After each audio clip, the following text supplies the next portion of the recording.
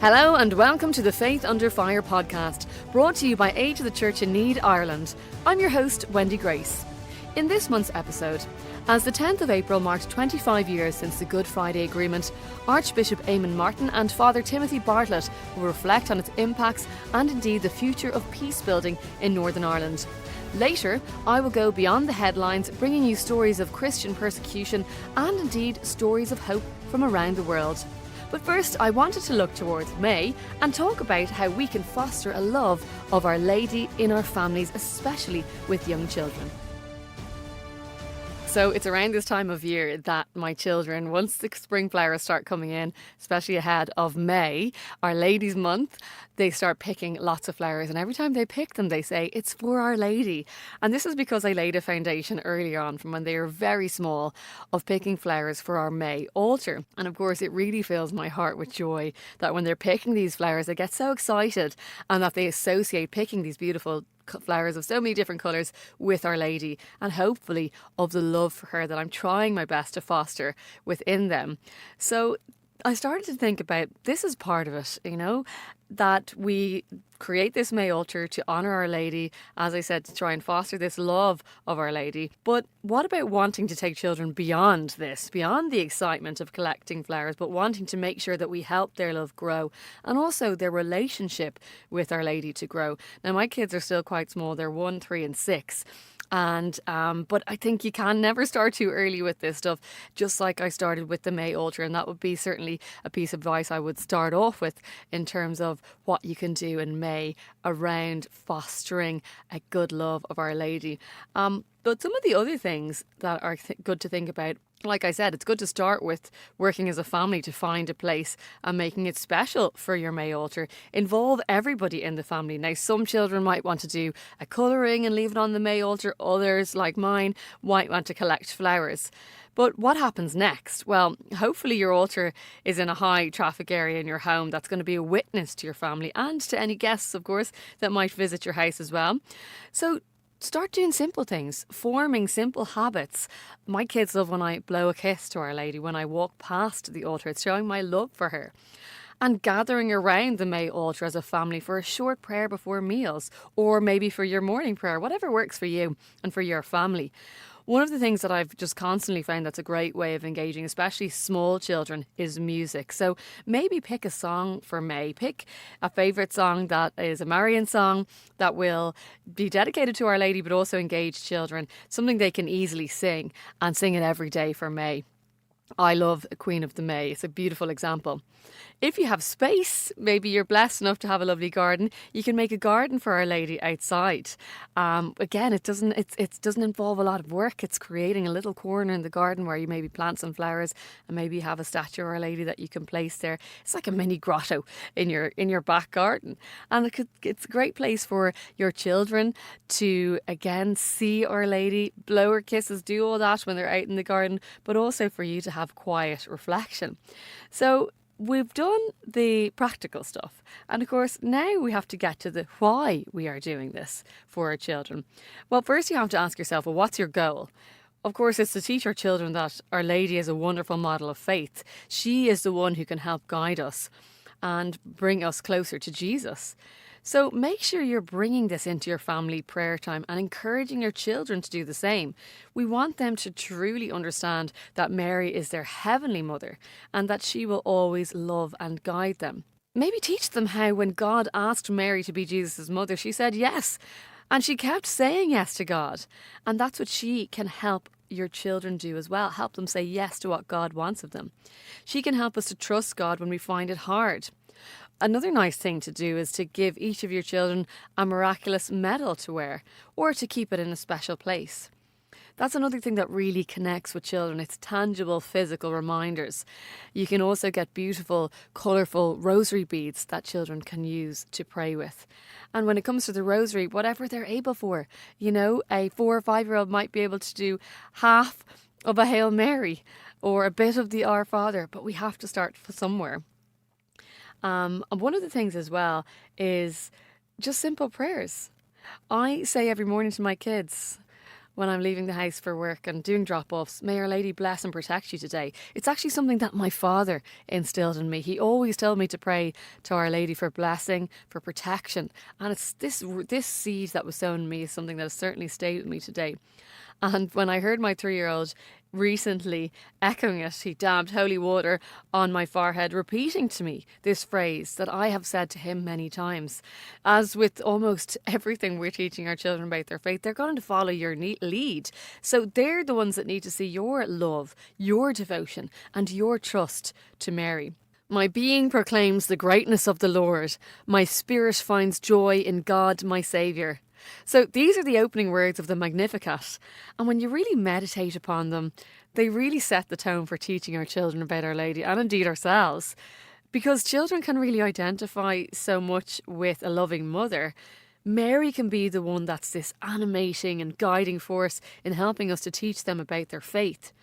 After all, when we think about what mothers are, of course, we are many, many things, but we are life-giving, life-nourishing. And that's what Mary can do for our spiritual lives. I have to say, I think one of the things I'm certainly so thankful, particularly to my father, for one of the most wonderful gifts that you can give your children is fostering a true devotion to Our Lady. One of the things that's really important as well is remember to make it fun. So maybe you have a family movie night watching one of the many really cool cartoons that are online about Our Lady. Make sure you also have accessible children's books that you can read with them where Our Lady is in these books. And share scripture stories of her with the colourful children's Bible. Mums, think of the many things we do to teach our children to navigate the world and be safe, whether it's crossing the road or not touching boiling pots of hot water. Now we have to teach them to hold the Blessed Mother's hand so she can keep them safe and she can keep them close to Jesus. What are we trying to do here? We're trying to say, well, from the earliest of stages, let's build a relationship that's going to last a lifetime. So I hope some of the ideas and tips I gave you today will help keep Our Lady at the centre of your household and bless you and all of your family. On the 10th of April 1998, 25 years ago, the Good Friday Agreement was signed. This historic deal coincided with the end of 30 years of violence in Northern Ireland, which claimed more than 3,600 lives. It was a political accommodation negotiated by the parties in Northern Ireland. The anniversary provided an opportunity to reflect on the past and indeed look to the present and future of peace building in Northern Ireland. I'm joined now by Father Timothy Bartlett, who is the administrator of St Mary's. This is the oldest Catholic church in Belfast. He's also the Episcopal Vicar for Diocesan Future Planning. He's from Northern Ireland, and as well as having both personal experience of the Troubles and indeed of peace, he has also played a key role in representing the Catholic Church in reconciliation and peace building. And he joins me today to discuss the developments and impacts of the Good Friday Agreement over the last 25 years.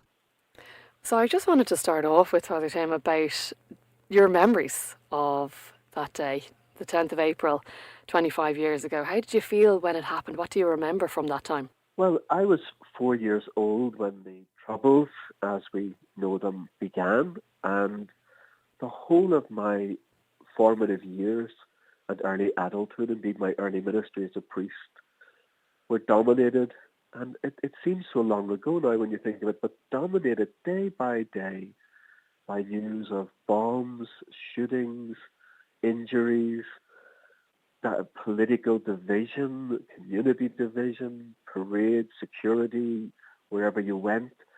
It was just a daily experience. And almost all of a sudden, there was this dramatic escalation of political negotiation and the hope on the horizon that maybe there could be a historic breakthrough.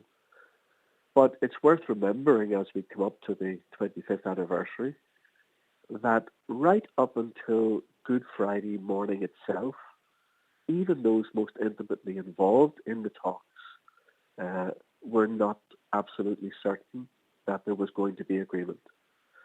And so in that sense, there was a sense of knife edge in the days running up to Good Friday. And then when the news broke through, there was a mixture of, I suppose, just sheer relief and excitement. Maybe also, and this might surprise some people, certainly I felt some deep, deep sadness.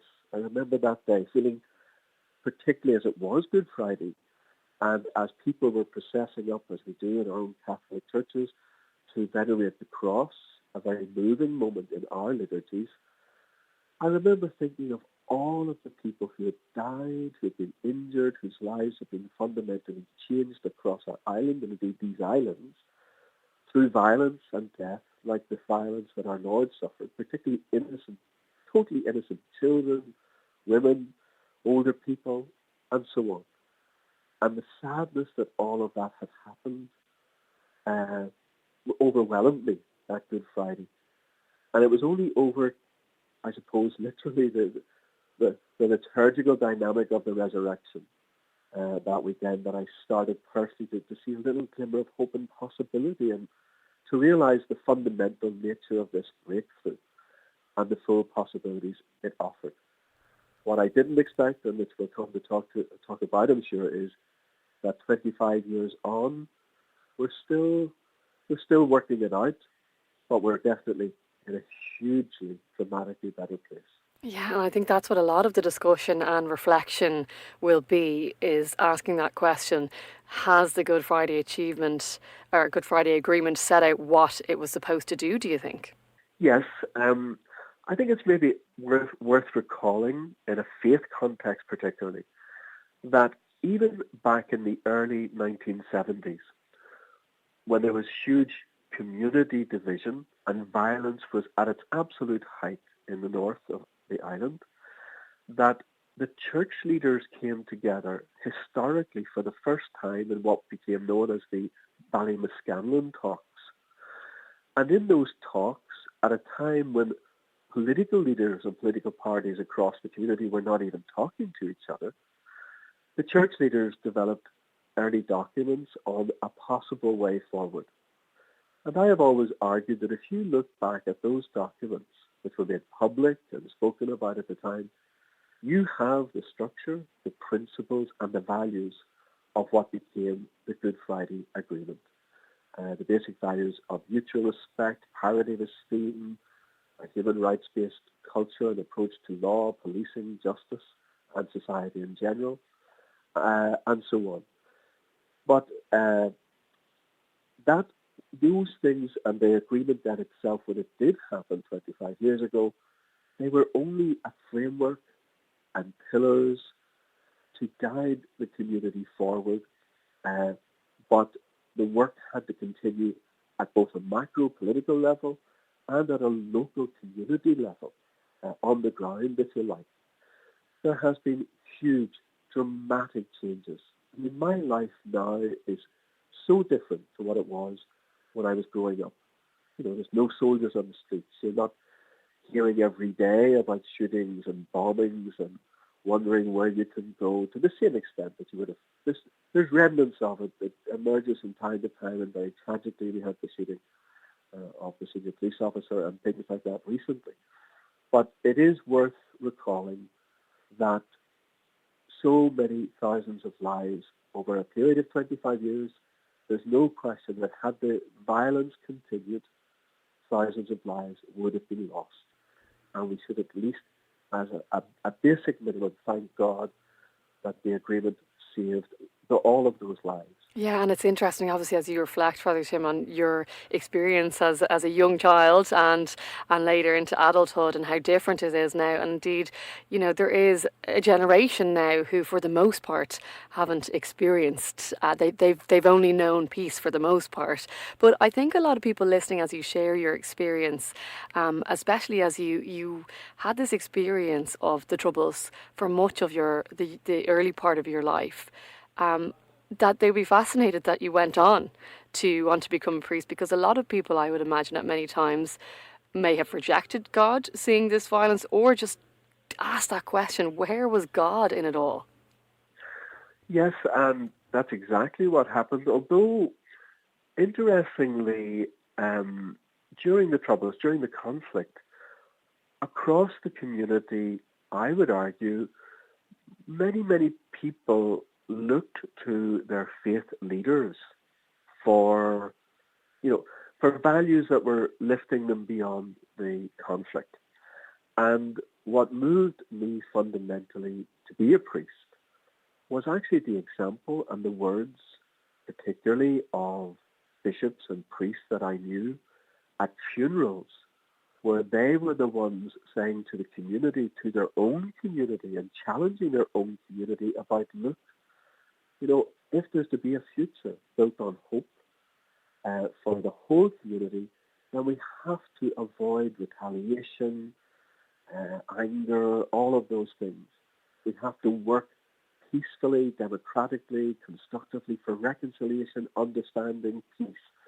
So it was actually the power of the gospel for me that broke through and gave me personal hope that a better world was possible.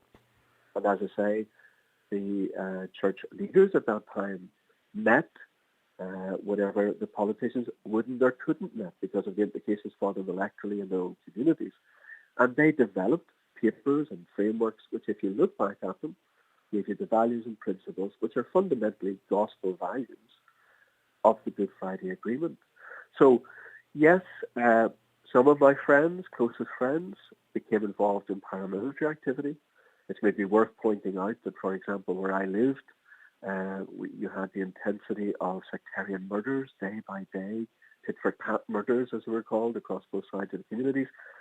And there's still a 30-foot fence at the back of the house I grew up in today to protect each other from each other, protect each side from each other, and from violence. So, this is a remnant, but also a memory of where we were, and a reminder that this is always fragile, But to go to the point of faith, it moved me to faith and to see the power of the gospel, and it was the message, the repeated message. People often criticize the churches and say religion was at the source of the conflict, it was to blame. It has questions to answer, it has things to apologize for and to acknowledge, but I would argue it was the churches who protected and stopped our community from going even deeper into conflict very often, and who constantly called politicians to look for a better way. Yeah, and it's interesting, your experience of just your own vocation. But I would suspect you probably didn't think or imagine the plans that God had for you in all of this, in that, you ended up engaging on behalf of the Catholic Church in areas of reconciliation. Tell me a little bit about that, Father Tim. So very shortly after I was ordained in 1992, my own bishop at the time, Bishop Patrick Walsh here in Belfast, knew that I'd grown up in the Troubles, knew that I had a deep conviction about and passion for the Church's social teaching, and seen it as a source of real leavening and hope for our society here and for the conflict here. So he invited me to quickly become involved, very discreetly behind the scenes, in building up quiet conversations and relationships with political leaders, community leaders across the community. Now, there were others who were already doing that, particularly clergy on both sides of the community. I mean, two of the most famous you would know are Reverend Harold Good, the Methodist minister, and the late Father Alec Reid. There were others who were creating safe spaces. Part of that work that I was involved in that really has never been fully explored or acknowledged is that faith leaders on both sides of the community were instrumental in creating confidential, discreet, safe spaces where politicians who in the public domain couldn't meet or be seen to talk together, but in the trust and confidence of faith or church leaders were able to meet and have private, discreet conversations. Or, as happened to me, and there were many others involved in this, there were so many involved in this jigsaw that led to the agreement. But the kind of thing I was doing and others were doing was even carrying messages between people who couldn't meet in person, but could signal in a trusted way things that they couldn't signal in the media or in any other ways about their position, their hopes, where they could go in negotiations and where they couldn't go, things that they could test out with the other side. So this was a kind of a leavening role and a diplomatic role, if you like, that people like myself, but many, many others in terms of clergy on both sides of the community were involved in. And many of those clergy then would meet themselves as a group or groups and reflect on the things that were being said among the politicians and community leaders and even the paramilitary organisations, and then support each other and try to feed back and challenge into the conflict. For church leaders in a situation where there's a sectarian religious dimension to a historical political conflict, there's a risk. You can become a chaplain to the conflict and to your own community, reaffirming the prejudices and the sources of anger and disgruntlement. You can become a chaplain, and being a chaplain to your community can build trust in that community. But as faith leaders, you're also called to be challengers to your own community. And politicians can't really do that because they're dependent on votes. But faith leaders can do that, whether discreetly and or publicly, to challenge their own communities. And that's a vital role in a situation of conflict. So that's the kind of thing that I was involved in. Others were involved in long before me. But it was vital as a leavening to the discussions that became possible. The most important thing, I remember the biggest word that was used in the context of negotiations, both up to and then after the agreement, was the building of trust. Trust was the biggest word. And clergy had a key role in building those relationships of trust. Yeah, and that's something that still needs to be built on today. And I'm sure there's many things or events that took place that you can point to that helped to build those blocks, those blocks of trust over time. Can you remember in Belfast something that you're part of organising, the first ecumenical Ash Wednesday service in Chapel Lane? Can you remember what that was like, Father Tim? Yes, I suppose it was actually the church that I'm very privileged in the city centre of Belfast to be. The parish priest of is the oldest church in Belfast, right in the city centre, in the shopping area. It has a very unique history.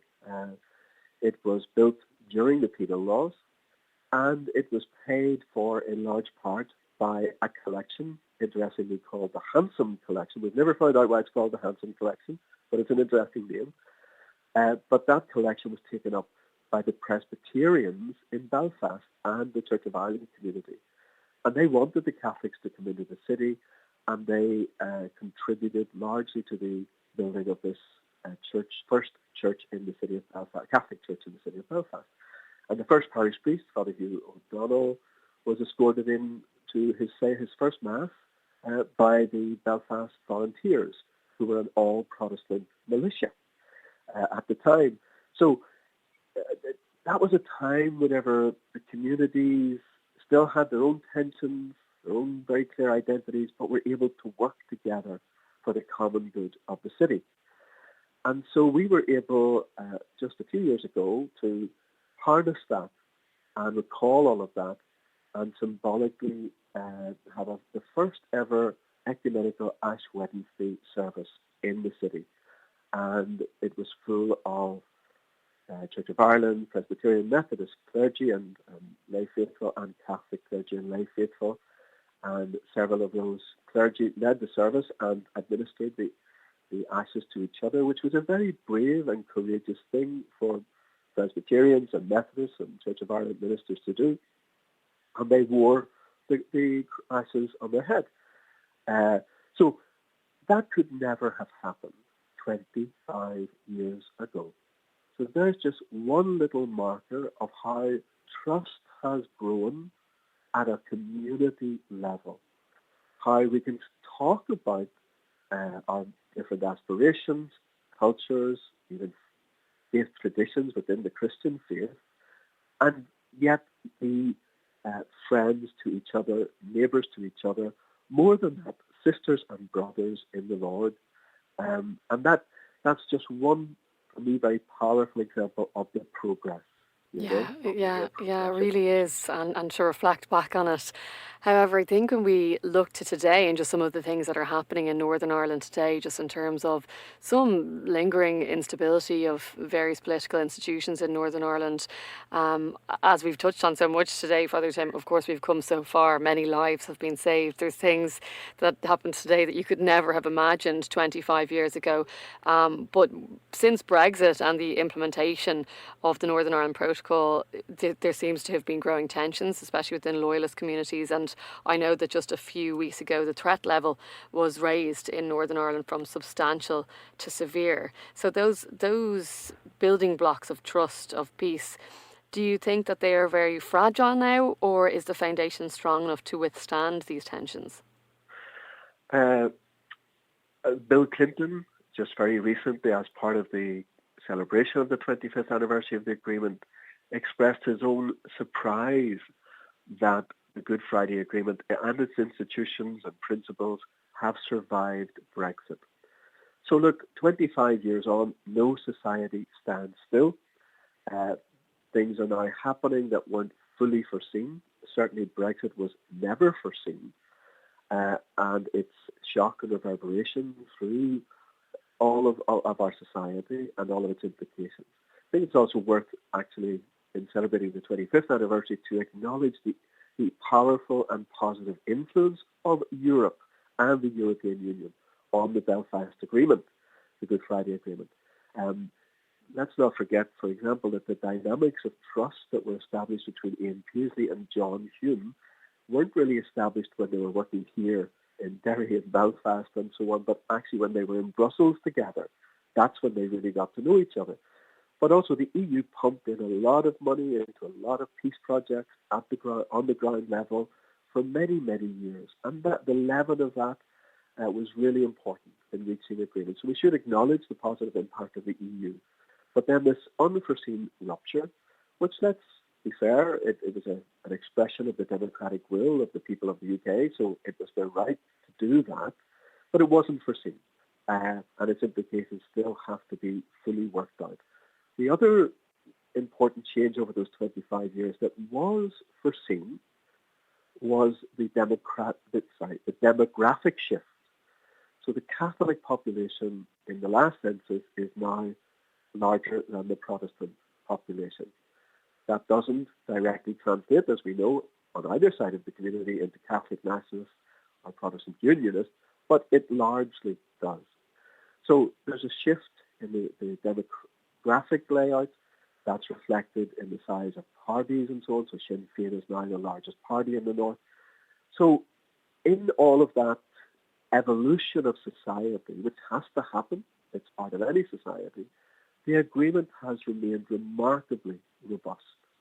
And but we have to be open 25 years on to, as you should with anything 25 years later, looking at it and saying, well, what elements of it, are still fit for purpose? What elements of it do we maybe need to think about again? And there were revisions along the way. We had the St Andrews Agreement, which brought the DUP into the process for the first time. And there have been other agreements indeed, most recent one as well, the Windsor Framework Agreement. So there have been evolutions of the agreement, but the core of it, about mutual respect, power sharing, etc., these have all remained in place and remain the bedrock of the stability that it has generated. There have always been tensions, there have always been risks. Those risks are managed and responded to as they arise. And there's every effort is being made at this stage. I have to say, I'm going to be very frank about this, the present Westminster British government under Prime Minister Sunak is making an effort. I'm not sure that effort was present. They were distracted largely with Brexit in the Boris Johnson government to the same degree. But there's more stability, and the Irish government has always been very actively involved in shoring up the agreement and the search for peace. But yes, so it's going through a testing time 25 years later, but this puts the responsibility back on not just politicians, and this is maybe something worth recalling as a general principle, a learning experience from the Good Friday Agreement. Peace and peacemaking in a society is always more important than the politicians and needs more than the politicians to be involved constantly. So the wider community representation, faith representation, business representation. What about the church? What role, Father Tim? I mean, it's been really interesting just hearing the background to all that went on and the foundations and the core values, as you mentioned, in the Ballymascanan Agreement and all of the other things you've touched on. What role can the church and churches, all denominations, play today, and how are those relationships now? Is there still a lot of work to be done there? So I would say that the relationship between the churches has never been better, and in a sense have become normalized insofar as they would reflect the kind of relationship between churches in Britain or in the south of Ireland or in Europe and so on. The church leaders, as they are known, the church leaders group, meets very, very regularly and encompasses all of the Christian traditions on the island, and they reflect deeply and make statements together about the political situation and dynamic. So that remains a vital element of community leadership, and the best way of leading is by showing by example, and that is that they work together, they meet together, they pray together, they discuss all these difficult topics respectfully together, and they show how we can respectfully disagree but also build on the common way forward. So faith leadership is essential and is at a very high level in our society at the moment, and the relationships are excellent, thanks be to God. I think part of that, if I may say, is a decoupling as we've gone along, and an anxiety from most church leaders to decouple national identity from faith identity. That to be a Catholic doesn't mean you have to be a nationalist. To be a Protestant doesn't mean you have to be a unionist. And that fundamentally, for faith leaders, it is our shared faith in Jesus Christ that is the most important thing for us and for the society in which we live and work. So thank God, part of the consequence of the Good Friday Agreement has been a normalization, I would argue, an intensification of the relationships, the deep relationships and bonds between the faith communities, the churches across the island, Well, it's good to finish on a point of hope and positivity, and it's been I'm sure for many people listening, Father Timothy, just so interesting to hear your involvement, your perspective, and indeed your hopes for the future as we reflect on 25 years of the Good Friday Agreement. Thank you so much for joining us on the Faith Under Fire podcast today. Thank you very much for the invite. I'm going to continue the discussion and reflection now on the 25th anniversary of the Good Friday Agreement. This is a recent conversation that I had with Archbishop Eamon Martin. Archbishop Eamon is the Catholic Primate of all Ireland and is based in Armagh. And I recently chatted to him on iCatholic, and so my thanks to iCatholic.ie for allowing me to use the audio for the podcast today. But we started our discussion with a general question. I asked Archbishop Eamon, did he think that the Good Friday Agreement had achieved what it set out to do, had it been successful? And here's what he had to say. But of course, the Good Friday Agreement was never intended to be an event or an end in itself. It was really the beginning of something, the beginning of a new way of living our relationships in the north, and indeed north-south, and indeed east-west in these islands. So the Good Friday Agreement was really intended to be a conflict transformation process rather than a conflict resolution process. So here we are, 25 years on, still struggling with many of the same problems that we had. But thank God, without the awful violence, death, destruction, devastation of livelihoods, injuries that were common in the lead up to the Good Friday Agreement 25 years ago. When people think of the 25th anniversary, some people might feel this is a celebration, but others might feel very differently. That's very true. And I think we all, right across the different communities on this island want to acknowledge that it was something very substantial, that many people took great risks, made great sacrifices in order to make the agreement work. But of course, for many people, it didn't really bring the kind of peace dividend that might have been anticipated.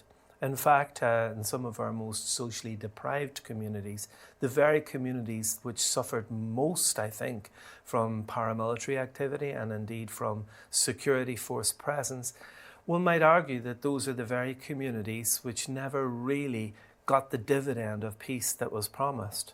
I also think that some of our loyalist and unionist neighbours feel these days that they can no longer stand beside the Good Friday Agreement. This is because of the politics of the day. And there is no doubt that Brexit, the protocol and all of the problems it has caused. It's another reminder of the fragility that still exists. Absolutely. And we are dealing with a fragile peace process, and with anything fragile, it's a case of fragile, handle with care. At the new year, all of the church leaders, we all together said that this year we want people to acknowledge positively and sensitively and respectfully the gains that were had due to the Good Friday Agreement, and to redouble our efforts to build reconciliation, healing and lasting peace in these parts. So there's that side of it, Archbishop Eamon, in terms of let's reflect on the positives, but then there's also, I imagine, that reflection of the realities for many where there is still so many old wounds that have never fully healed.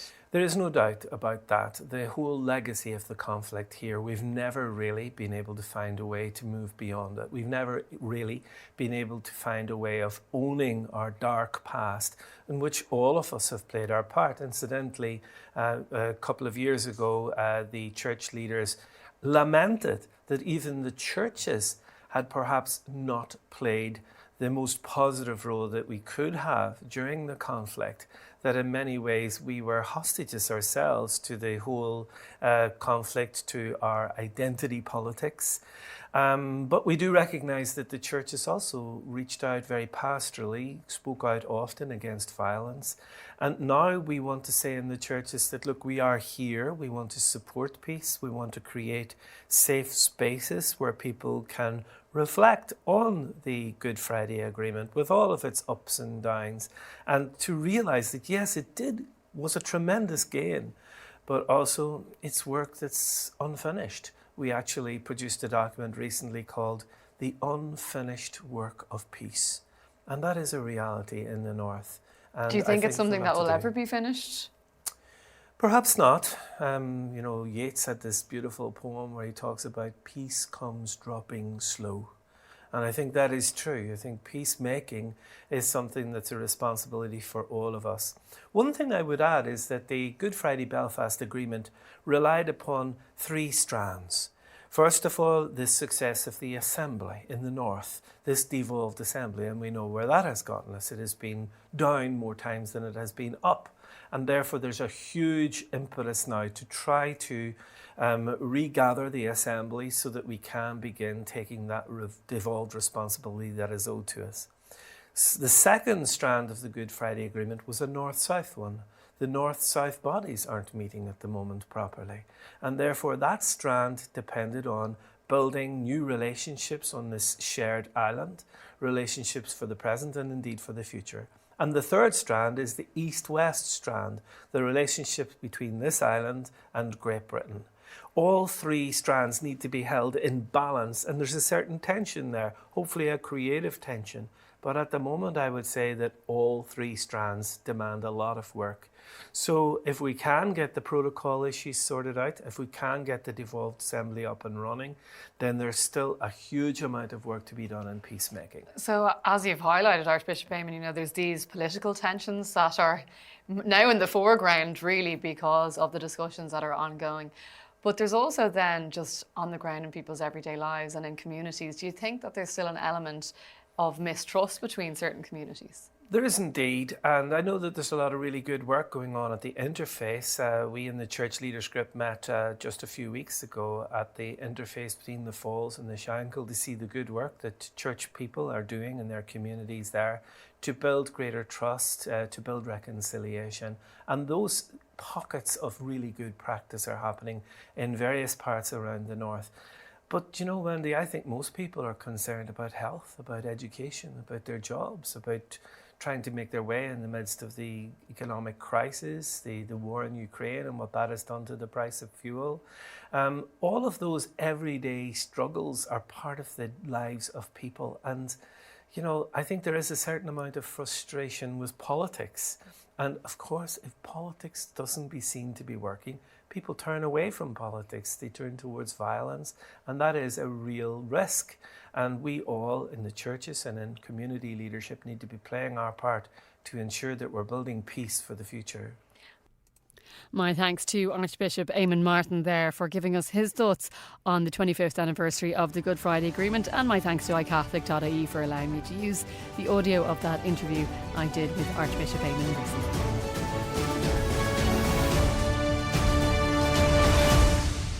Now it's time to go beyond the headlines. So this is the part of the podcast where I bring you stories of Christian persecution, but also stories of faith and hope from around the world that are often underreported or indeed not reported at all in the mainstream media.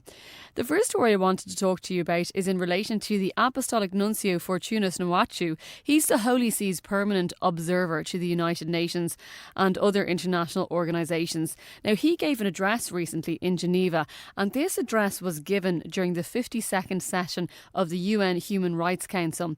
Now, he is there representing, of course, the Holy See, and in the name of the Holy See, this Apostolic Nuncio Fortunas, Pope Francis recently appointed the Secretary of the Dicastery for Evangelization.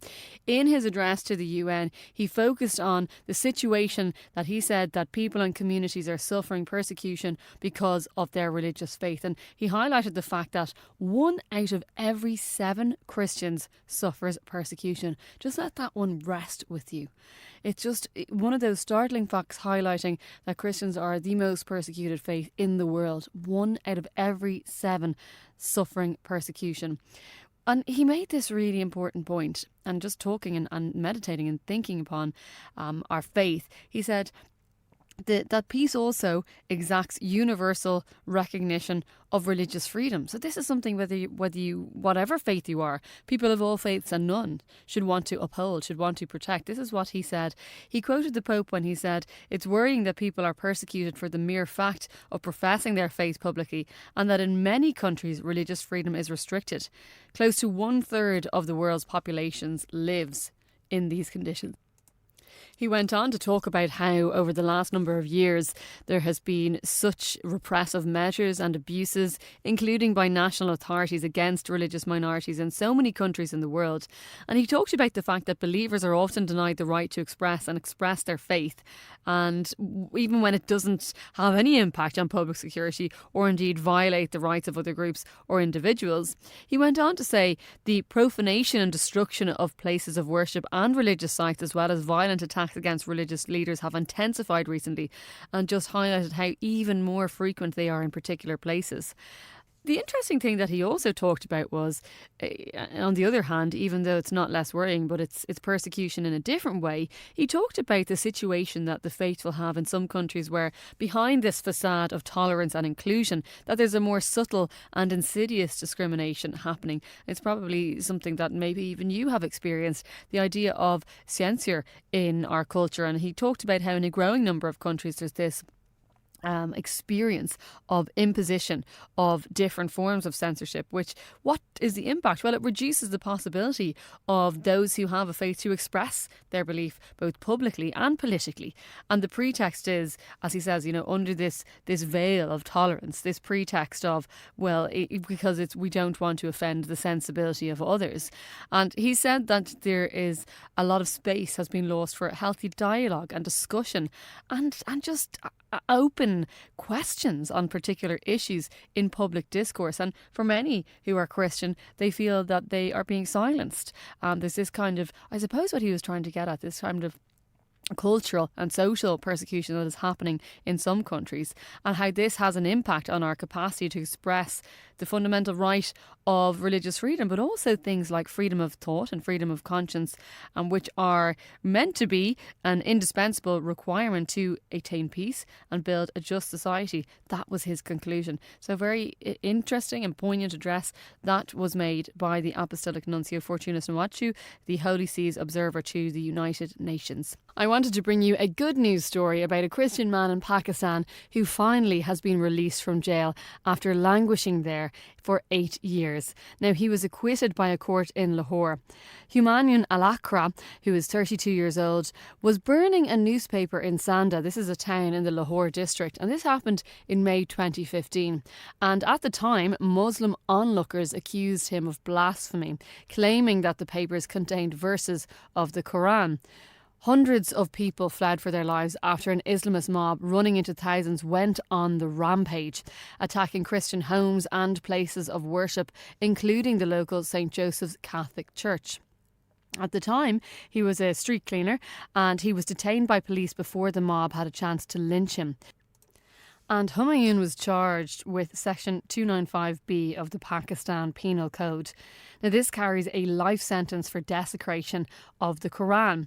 What happened next was the National Catholic Commission for Justice and Peace, which is a Catholic-run advocacy organisation, fought to prove his innocence. And finally, the Lahore District and Sessions of the court acquitted him. And as I said earlier, this was after 8 years. He was released from jail and was transferred to a safe location because there was just many fears for his safety following his release. Father Emmanuel Mani Yusuf, who is the National Director of the National Commission for Justice and Peace that I just mentioned, was speaking to Aid to the Church in Need, and he said it's a matter of life and death to be able to help the accused in those situations. Now, he was giving the details of the incident which led to his conviction, and Father Yusuf said that Mr. Al-Akra had mental health problems and used to use the newspaper to smoke narcotics. And he said he was a drug addict sitting with his friends in a dirty place. He got hold of one piece of paper and used it to smoke drugs. Some of the paper contained verses of the Quran, but the man is illiterate. He did not know what he was doing. Father Yusuf paid tribute to the lawyers who he said had worked tirelessly to prove Mr. Al-Akra's innocence. He insisted that he leave jail as soon as possible following his acquittal, and Father Yusuf said, "We wanted to be sure he stays not a day longer in jail, that he would have been safe there." He also paid tribute to Aid to the Church in Need and the support that Aid to the Church in Need gives to the NCJP, and their whole ethos is providing legal and paralegal support for Christians accused of blasphemy and raises awareness of justice within the local community. And Father Yusuf went on to say that ACN has always been very helpful in supporting the NCJP, and it's been a very good friend to that charity. It just shows you how important organisations like that are, and something that we find hard, I imagine, sometimes to get our heads around is that in countries like Pakistan, if you are accused of blasphemy, and not only could you end up losing your life because it is punishable by death, but even if you are falsely accused or wrongly accused, you can spend many, many years in prison. But at least we have good news that after 8 years in this story, that thanks to the work of the National Commission for Justice and Peace, that Mr. Al-Akra's innocence has been proven. And you would hope that this in some way sets a precedence for other cases that may arise. And that was Beyond the Headlines. Do make sure you share some of what you learned in these stories with family and friends, because that's the whole point. They're often stories that people won't hear about anywhere else. And that's all we've got time for on this month's Faith Under Fire podcast. Thank you so much for your company. I've been your host, Wendy Grace. As always, this podcast is brought to you by Aid to the Church in Need Ireland. And if you want to support their work or indeed find out more of much on what we touched on today, you can go to their website, acnireland.org. It would be wonderful if you could subscribe to the Faith Under Fire podcast on your preferred platform, and of course share it with family and friends. I'll talk to you next month. In the meantime, God bless you and all of your family.